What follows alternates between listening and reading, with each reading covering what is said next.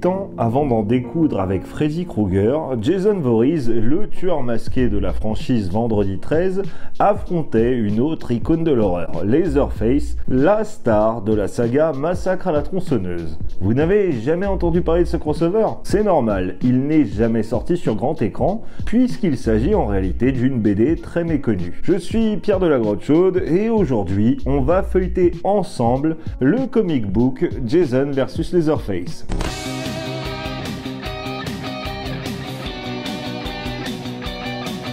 Sur cette chaîne, on a déjà parlé de crossovers improbables, notamment avec Dahmer vs Gacy ou le jeu pirate Mortal Kombat 8. S'il est aujourd'hui de plus en plus courant de faire se rencontrer à l'écran des figures emblématiques de la pop culture, c'était plus rare dans les années 90. Enfin, du moins à l'écran, parce qu'en BD, les rencontres les plus folles étaient déjà possibles à condition d'acheter les droits des licences concernées. C'est ce qu'a fait l'éditeur Topps, qui se lançait à l'époque dans la production de comics après avoir fait sa renommée sur la vente de cartes à collectionner. Cette expérience dans le secteur du comic book n'a pas été des plus fructueuses pour la firme et la plupart des BD qu'elle a produites ont été des désastres. Voulant se positionner sur le créneau du comic book horrifique, Topps a acheté la licence Vendredi 13 auprès de New Line Cinema et a développé plusieurs bandes dessinées mettant en scène Jason. Il y a d'abord eu une adaptation en BD du film Jason va en enfer, complètement nulle, et puis est arrivée la mini-série en 3 volumes Jason vs Leatherface. Et là, surprise, c'est plutôt bon. Parce que la scénariste a eu la bonne idée qui sauve le projet de la banalité, ne pas respecter le titre. Contrairement à ce qu'il annonce, il n'est finalement pas question d'un affrontement bête et méchant entre les deux tueurs iconiques. En fin de compte, on est plutôt sur le récit d'une bromance entre Jason et Leatherface qui se trouve rapidement de nombreux points communs. L'histoire se déroule approximativement après le film Vendredi 13 chapitre 6, Jason le mort-vivant, et potentiellement avant le premier massacre à la tronçonneuse puisque l'autostoppeur est encore en vie. L'histoire de Jason vs Leatherface est assez basique à première vue. Pendant que Jason était prisonnier au fond du lac bordant le camp d'été de Crystal Lake, la colonie de vacances a été détruite et une usine de produits chimiques la remplace maintenant, polluant l'environnement en déversant un paquet de déchets toxiques. Pour dépolluer les alentours, on draine l'eau du lac qui doit être envoyée au Mexique. Au cours du drainage,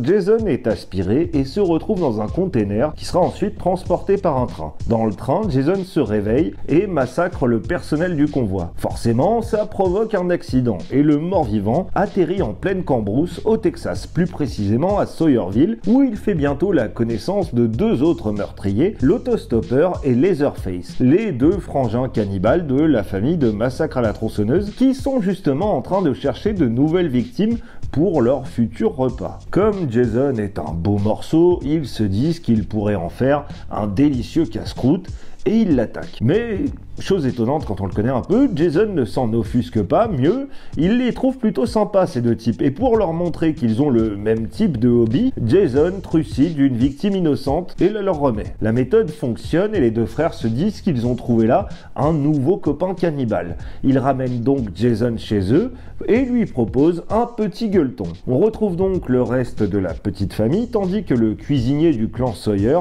fait visiter la maison à Jason, ravi qu'il ait apporté le dîner, et lui confiant même secrètement qu'il est ravi que Leatherface se soit enfin fait un copain. Le premier tome se termine alors que Jason, toujours muet, rappelons-le, révèle son nom au Sawyer en l'écrivant à l'aide de son doigt sur un mur de la cuisine, se rappelant que quand il était petit, on lui avait appris à écrire son nom au tableau de cette façon. Jason est rapidement accepté par la famille qui le considère à la fin du premier numéro comme membre à part entière du clan. À partir du tome 2, on va rentrer dans la partie la plus intéressante de l'histoire signée par Nancy Collins. La scénariste a en effet eu une idée très rusée, faire évoluer Jason psychologiquement, nous expliquant cette évolution par le biais de flashbacks. Car au contact de cette famille qui l'accepte, Jason se souvient qu'il a un jour été un gamin capable de ressentir des émotions. Une situation inhabituelle qui va avoir pour effet d'adoucir et d'humaniser le tueur. Et si humaniser Jason peut passer pour un sacrilège, c'est ici particulièrement bien écrit et ça constitue la base solide du récit. D'autant qu'à l'époque, sur grand écran, le personnage avait été complètement déshumanisé, réduit au rôle de croque-mitaine, voire de zombie décérébré, ou pire encore de démon, comme c'est sous-entendu dans Jason va en enfer. Jason devenait de moins en moins humain à chaque nouvel opus de la franchise, et la scénariste est revenue dans cette BD aux fondamentaux, nous rappelant que la réponse à la question « Mais pourquoi est-il aussi méchant ?» était déjà présente dans les premiers longs métrages. Cette humanisation passe notamment par le rapprochement qui s'opère peu à peu entre Leatherface et le tueur du vendredi. Les deux hommes cachent leur difformité derrière un masque, mais ce n'est pas la honte qui a fait d'eux des tueurs, c'est la méchanceté des autres. Jason a été brutalisé et harcelé par ses camarades de classe, et il est manifestement touché quand il comprend que Leatherface est lui aussi battu par son frère. À l'origine, avant d'être des tueurs, ils étaient donc tous les deux des victimes. Mais ce n'est pas la seule chose qui tend à attendrir Jason. Plusieurs scènes dans lesquelles le tueur explore sa nouvelle demeure et échange avec la famille semblent nous montrer que ce qu'il découvre le touche. Alors qu'il se balade dans le grenier de la maison, Jason tombe nez à nez avec le grand-père de la famille qui est au chevet de son épouse. Enfin, plutôt de la dépouille de celle-ci, puisqu'elle est décédée depuis des années. Et là, comme ça a certainement l'air juste horrible, mais la manière dont c'est amené dans l'histoire fait qu'on a tendance, comme Jason, à se dire « Oh, comme c'est touchant que cet homme prenne encore soin du cadavre de sa femme. » Bon, bref.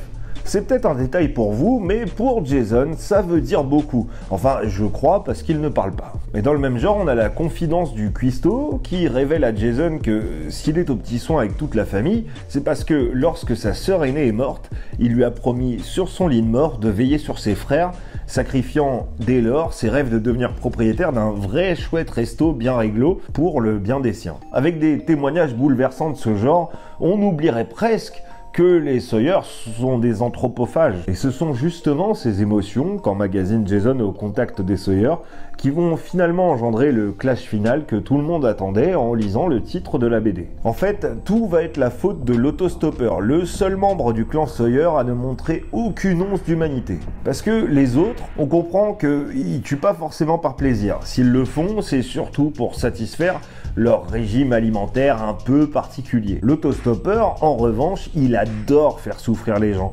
À un moment, alors qu'ils sont en chasse, lui et Jason, il reproche au tueur au masque de hockey d'avoir tué une femme trop vite, sans la torturer. Et il avoue même à demi-mot qu'il lui arrive de b***er des femmes. On comprend vite que Jason n'apprécie guère cet individu et ses méthodes, d'autant qu'il assiste plusieurs fois à des scènes au cours desquelles l'autostoppeur martyrise son nouvel ami Leatherface. Du coup, toutes ces émotions, c'est trop compliqué à gérer pour Jason. Ces vieux démons reviennent au galop lorsqu'il assiste à une nouvelle brimade de l'autostoppeur envers Leatherface. Pour défendre son ami, il saisit l'autostoppeur par le cou et s'ensuit une bagarre entre les deux qui fait pas mal de gros dégâts dans la baraque. Jason devient vite ingérable et finalement Leatherface est forcé d'intervenir. Pas par gaieté de cœur, mais parce que pour lui, comme pour Dominique Toretto, la famille c'est plus important que tout. Et Jason s'apprête justement à tuer la sienne. Mais Jason ne veut pas tuer son ami Leatherface et au début il se laisse faire espérant que le combat n'aura pas lieu. Mais sacrément blessé par Leatherface,